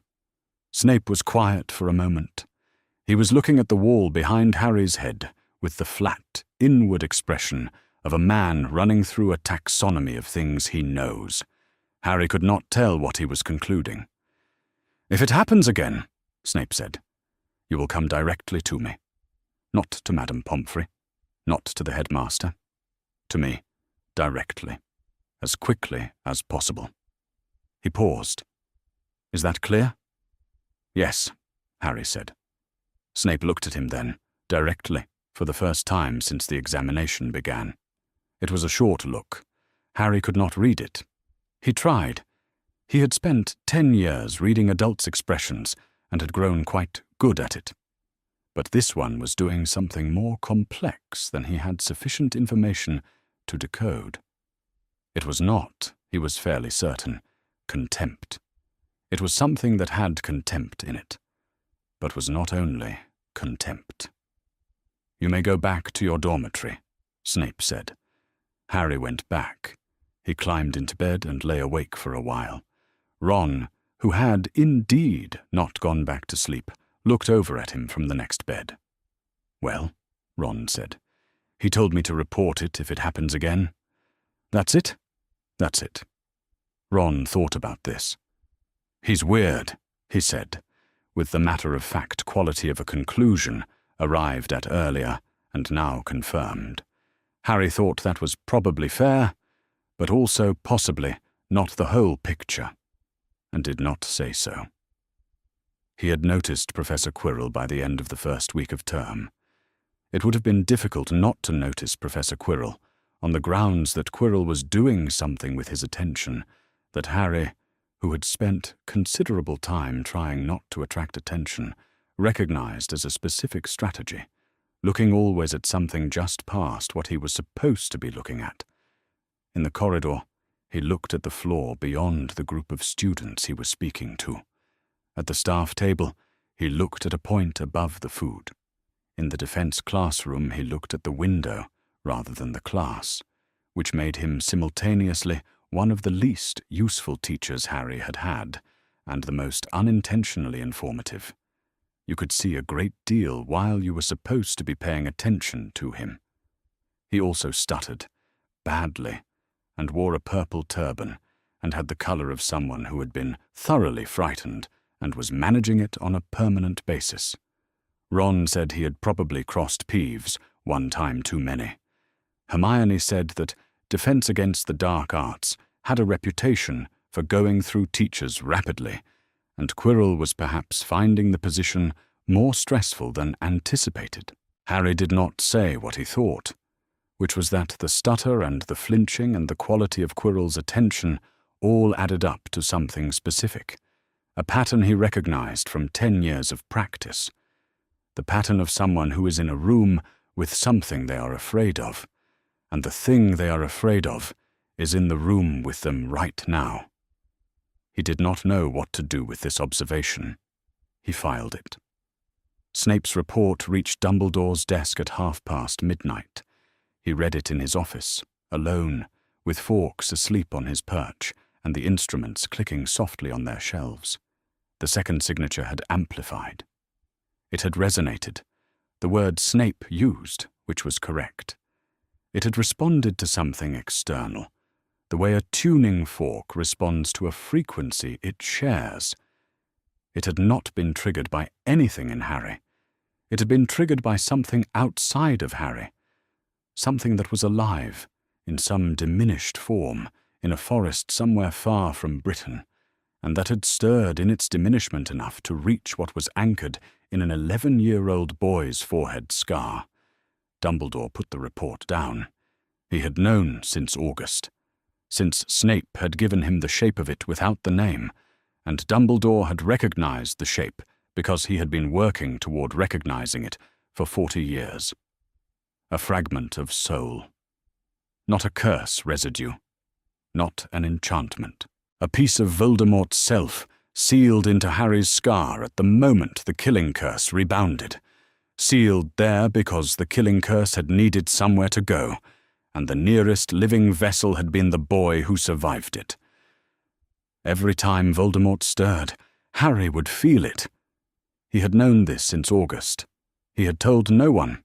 He had the letters from Bill sitting in the right-hand drawer, asking what he intended to do about it, and he had not answered those paragraphs of those letters. And Harry was in his dormitory right now, with a scar that had just resonated with the wraith of the man who had killed his parents, and Dumbledore was sitting in his office at midnight with a quill in his hand. He did not write anything. He sat for a long time in the dark of his office, with the instruments ticking and Fawkes breathing in sleep, and he looked at the quill, and he did not write anything. The gargoyle at the entrance to the headmaster's office stepped aside when Harry said "sherbet lemon," which was the password McGonagall had given him at breakfast, along with the summons. Harry climbed the spiral staircase, alone. He had been here once before, briefly, in his first week. He had found the charms corridor by his second, and had not told Dumbledore. They had not spoken since the Burrow in August, and, getting there, had been the sum of what Harry had given him. The office was large and circular, and full of the instruments that clicked and whirred on their shelves and tables, instruments whose purposes Harry did not know, making sounds that were quiet enough to be ignored, but present enough to feel like company. There were portraits on the walls, former headmasters and headmistresses, sleeping or watching, a few of them already watching Harry with the particular attention of painted people who have decided to be interested in something. Dumbledore was at his desk. He rose when Harry came in. "Sit down, Harry," he said. "Would you like a sherbet lemon?" Harry said yes. He was not especially fond of sherbet lemons, but it seemed wrong to say no to the thing that opened the door. He took one from the dish on Dumbledore's desk. Dumbledore took one for himself and settled back into his chair. And for a moment they sat on opposite sides of the desk and did the thing that happened before a difficult conversation, which was sit in the knowledge of the conversation. "I owe you an explanation," Dumbledore said. "Okay," Harry said. It was not okay. He had been aware for months, at varying levels, that there were things he was not being told, things that bore on his own life and body in ways that were apparently significant. Bill had told him enough in August to know there was more, and Dumbledore had nodded at getting there without saying where there was. He had not pressed. He had not known how to press. And also he had been 11 and learning to be in a room without a lock on the outside, and there had been a lot of new things to manage at once. He said okay because that was the available word. Dumbledore told him about the Obscurial. He told him carefully, fully, in language that was not simplified, but was precise. And Harry understood, as the explanation went on, that Dumbledore was treating him as someone capable of receiving the truth, which was its own kind of respect. What an Obscurial was, a witch or wizard whose magic had been turned against itself by sustained trauma and suppression, forced inward when it should have moved outward.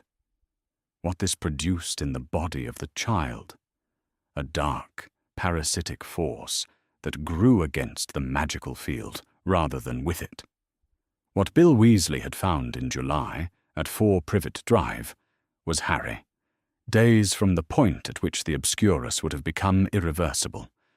Most children who developed this condition, Dumbledore said, did not survive past their 10th birthday. The reason Harry had survived past 10 was the power in him, which was considerable. But that same power was what the Obscurus had been consuming, and it would have run out. Harry looked at his hands on his knees. He was 11. He had spent the autumn turning matches into needles and levitating feathers, and being told he was doing quite well, actually.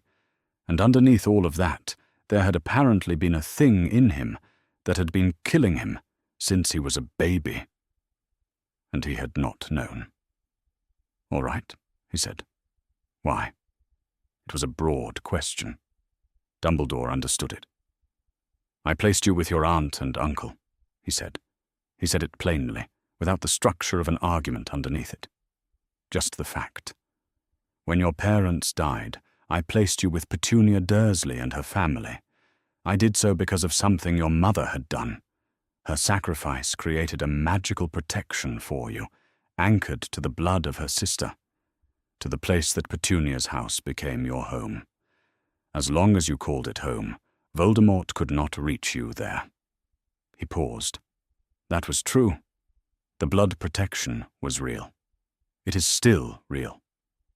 "But," Harry said.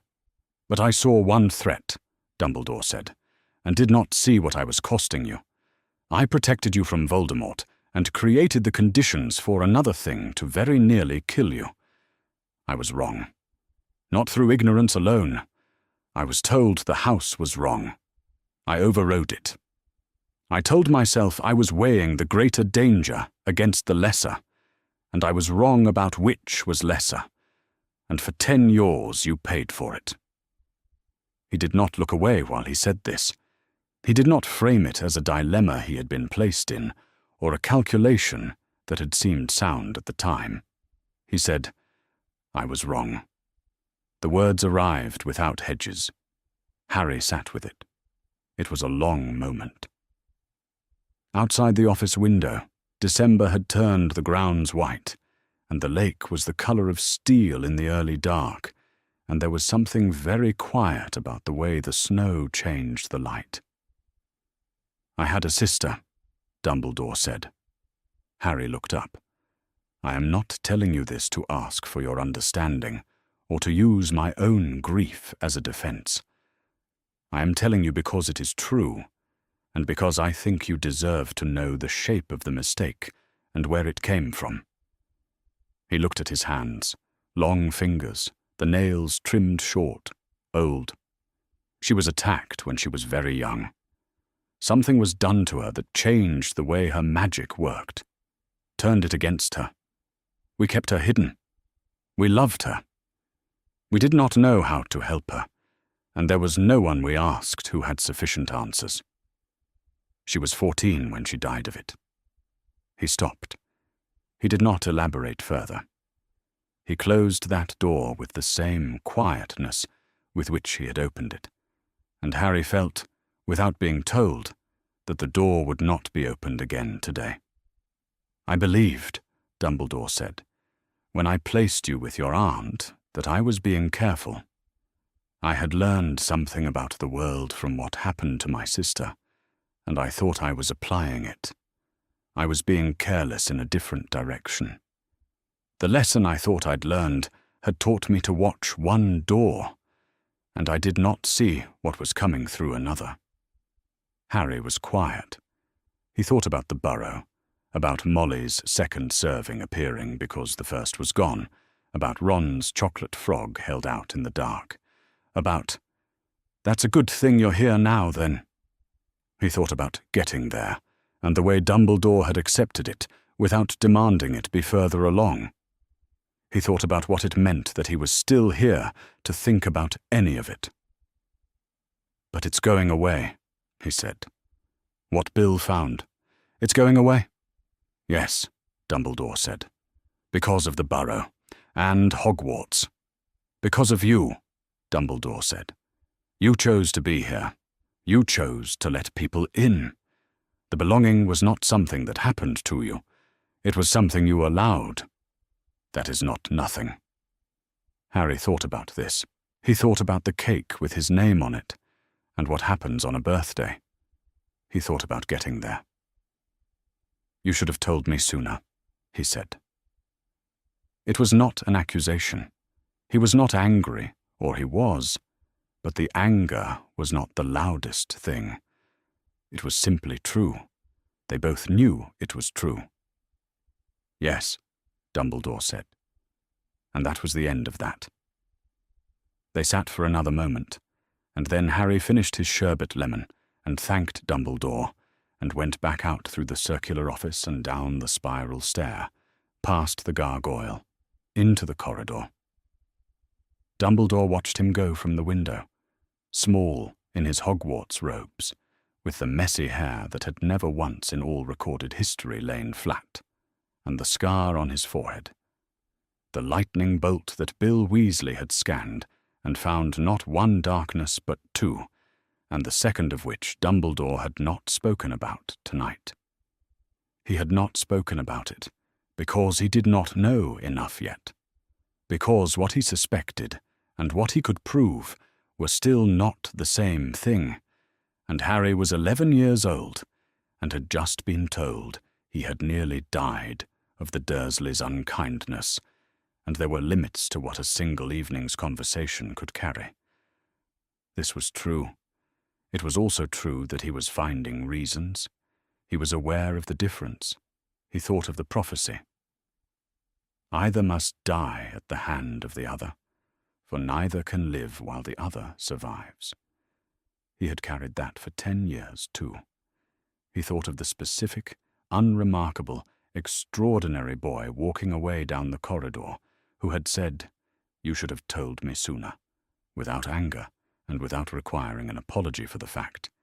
And he thought, this one. Of all the ways the prophecy could have resolved itself, it came down to this one. He would tell him, in time. He was still deciding what in time meant. He stood at the window until Harry's figure disappeared around the corner of the corridor, and then the corridor was empty, and he stayed at the window a while longer, looking at the snow. He had gotten on a broomstick for the first time in September, on a grey Tuesday morning with the rest of his year, and the broomstick had come to his hand when he said, "Up," and it had been the single most straightforward thing that had happened to him since he found out he was a wizard. He had not known, before that morning, that there was something he was naturally good at. He knew that he was acceptable at several things, and better at some of them than he'd expected. Transfiguration, charms, the long jump in primary school. But naturally good at was a different category, the kind where the thing happened without difficulty and then kept happening, where practice improved form but did not create capacity, because the capacity was already there. On a broomstick, he did not think. He went up and he thought about the wind and the angle and going faster, and there was no room in that for anything else. Not privet drive, not the cupboard, not the other thing. The thing he had been carrying without knowing he was carrying it since he was a baby. The thing that was, as of October, quieter than it had ever been in his life. He was on the Quidditch team by November. He was not supposed to be, on the grounds that no first year had been on the Gryffindor team in living memory, and also on the grounds that he had been caught airborne during what was technically a non-lesson activity, in a way that most teachers would have punished. McGonagall had looked at him on his borrowed broomstick with the expression she had for things that she had not expected, but had an immediate use for, and told him to see Wood. Ron said, "You're a seeker," in the tone of a person receiving a piece of information they are going to need time to fully process. Hermione said she had looked up the statistics on first-year seekers and found 4 precedents in recent history, which she was happy to share. Harry said that was all right, thank you, and went to find Wood. By January, the Quidditch practices were twice weekly, and Harry had learned to read the sky from broom height, the way the wind changed at altitude, the angle to take a dive if you were coming out of the sun. He was not thinking about these things in terms of tactics, exactly, but in terms of a language that was becoming native to him, the way any language becomes native once you stop translating. Molly's first letter arrived in October, 2 weeks after Harry started at Hogwarts.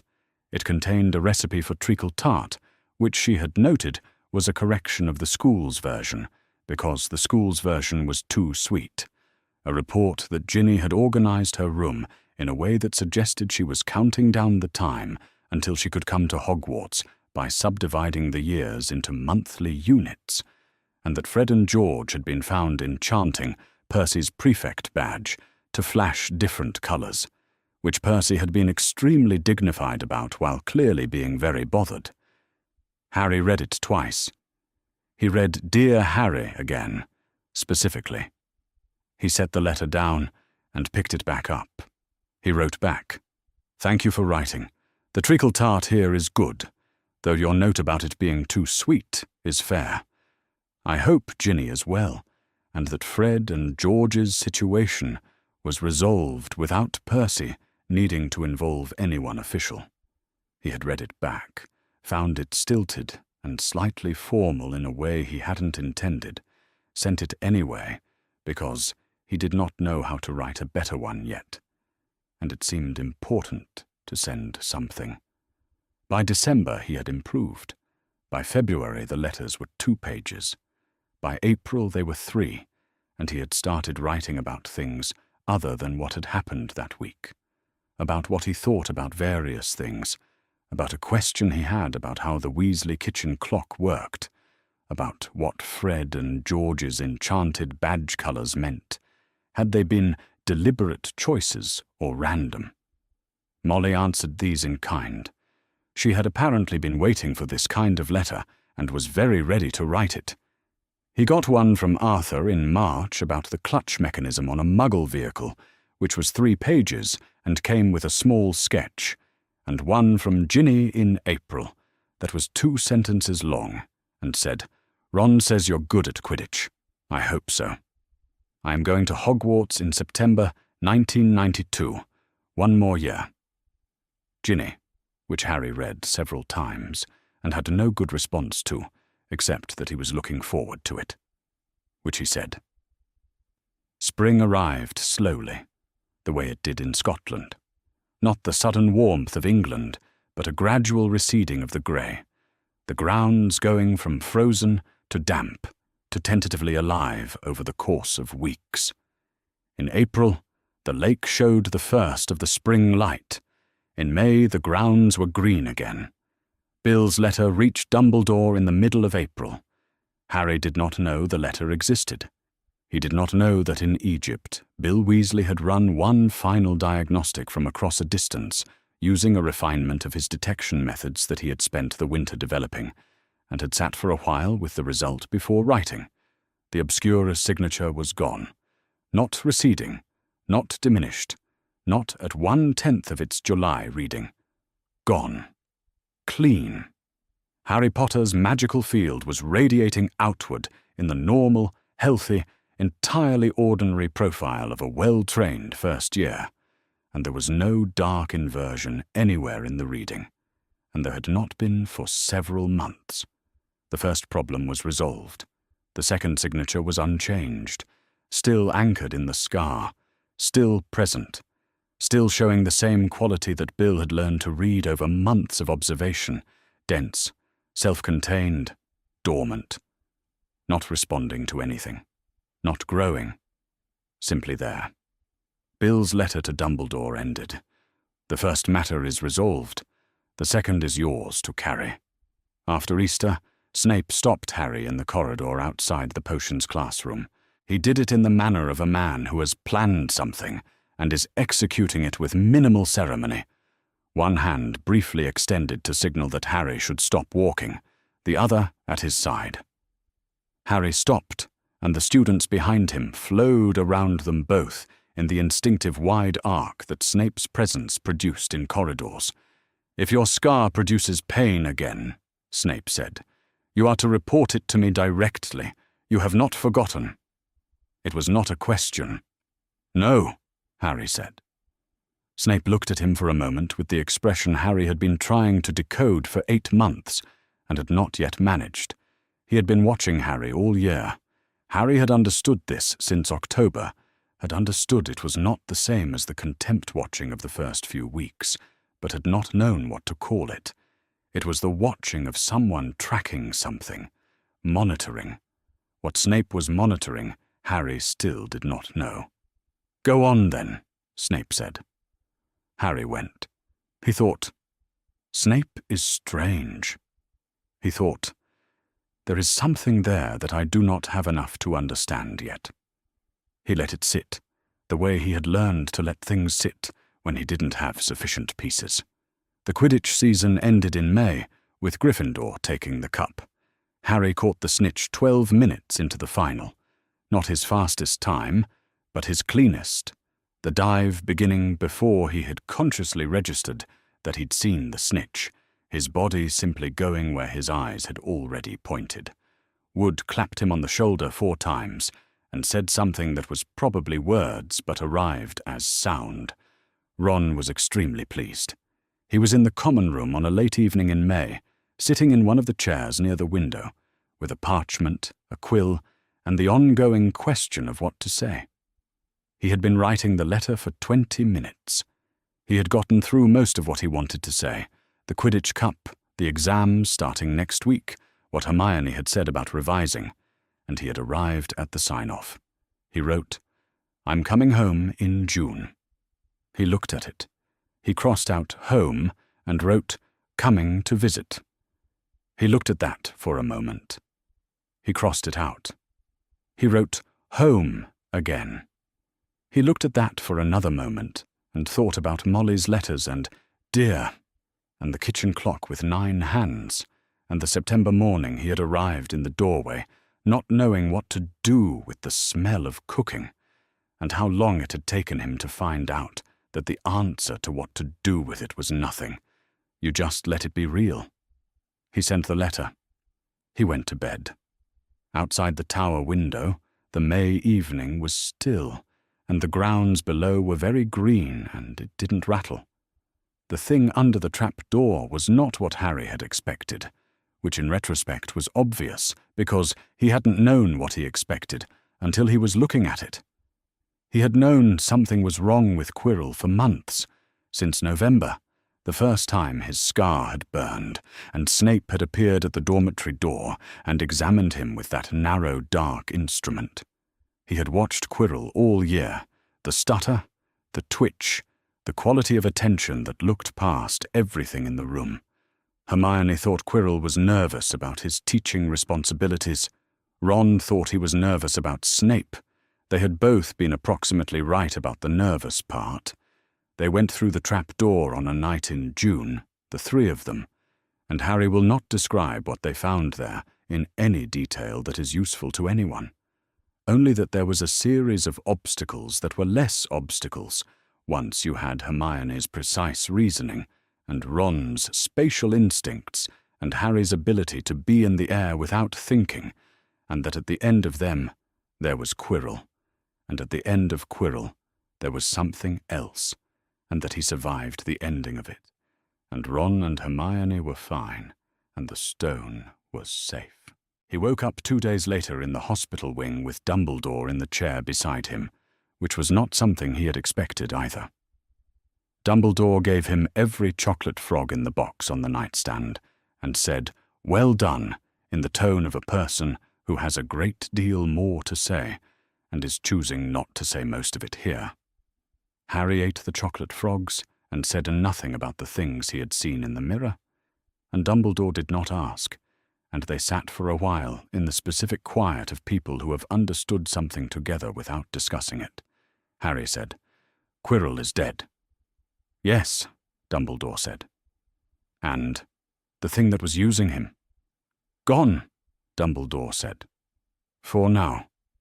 Harry thought about "for now," and what it meant and what he knew about the scar, which Dumbledore had not yet told him about, and which Harry had been thinking about since November, and he thought about the prophecy that he had overheard described in fragments, once by Dumbledore speaking carefully around it, once by a sentence of Snape's that had stopped mid-thought. He didn't ask. He was 12 years old and had been in the hospital wing for 2 days, and he had made a decision that he was going to go home first and think about it later, and home was going to mean the burrow, and later was going to mean whenever he was ready, which was not today. He went back to the dormitory. He packed his trunk. It took longer than he expected, because he had things. He had a wand and 3 sets of robes, and all his textbooks, including the Defense Against the Dark Arts text he had barely used because Quirrell had barely taught, and his Nimbus 2000, which Wood had signed, and which Harry had refused to wash because the grip had just got good. He had a stack of Molly's letters tied with kitchen twine, and the reply from his first December letter that had arrived with a small parcel containing a Christmas jumper, and which he had worn continuously for the better part of 3 weeks. He had a photograph that Lupin had sent him in February. James and Lily in some garden. Summer, probably. James laughing at something, and Lily looking at him in the way of someone who is saying something that is making the laughter happen. Harry was not in the photograph. He had not been born yet when it was taken. He had never been in a family photograph. He had never had things before. He packed them carefully. The train back to London ran on a clear June day, and the compartment was comfortable with Ron and Hermione and Neville and his toad, and someone produced a chess set part-way through, and a long and, in Hermione's view, entirely unnecessary argument about the best opening move carried them through most of the English Midlands. Harry said very little and listened to all of it. He was getting better at this, at being in the middle of things, at letting other people's talk be the sound around him rather than a thing he had to monitor. The Weasleys were waiting at King's Cross, Molly and Arthur and Ginny, who was 10 in June and had grown approximately 2 inches since September, and had the expression of someone who has been patient for a very long time and is reaching the end of it. She saw Harry and said, "There you are," which Harry found, for reasons he couldn't entirely articulate, extremely good to hear. The burrow was exactly as he remembered it, leaning slightly left, the garden gnomes relocating themselves around the rhododendrons, chickens in the long grass, the smell coming through the kitchen windows that had the quality of something he was, now, accustomed to coming home to. Bill was at the kitchen table. Harry had not known he was going to be there. Bill was 21 in June, back from Egypt on leave, sitting with a cup of tea and the patient quality of someone who has been waiting in a kitchen while a family reunion happened elsewhere and is comfortable with their role in it. He stood when Harry came in.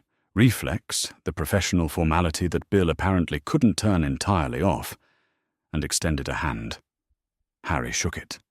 They were in the same room for the first time since Bill had driven him away from Privet Drive 11 months ago. Harry remembered it. The garden wall, the gate. Ready then? He had been 10 years old and had not known what he was ready for.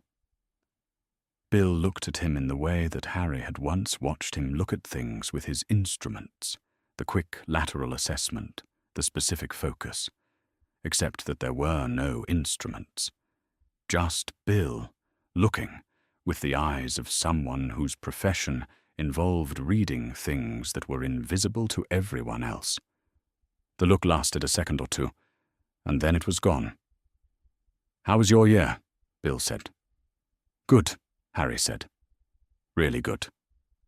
Bill nodded once, slowly, the nod of someone receiving information that confirms a thing they had been hoping for. "Yeah," he said. "You look like it was." He didn't say anything else about it. He didn't say, "In July of last year, you were days from dying of something I found with an instrument I extended to living beings in a way my training manual didn't cover, and that I've thought about every day since." He didn't say, "I sent Dumbledore 5 letters through the autumn tracking the darkness retreating, and when it was gone, I sat with the reading for a long time before I wrote it down." He didn't say, "I left Privet Drive with my hands shaking." Harry didn't know any of this. Maybe someday he would. Molly made dinner. It was an undertaking. Ginny had set something on fire by accident. She was 10. This was what 10 looked like, and she apologized extremely graciously once the fire was out, and Fred and George were conducting something experimental at the far end of the table that Percy said he objected to and was clearly fascinated by, and Arthur was describing the engine of the Ford Anglia to Harry with an enthusiasm that had carried him through the potatoes and into what appeared to be a detailed account of the specific properties of rubber tubing. Ron's shoulder pressed against Harry's at the crowded table. Molly set a plate in front of Harry and said, "Eat, dear." Harry ate every bite. Later, Molly and Arthur were in the sitting room with a last cup of tea. The others had gone upstairs. Harry was alone in the kitchen. He wasn't sure why he had stayed. He wasn't tired. Or he was. But not in a way that needed sleep yet.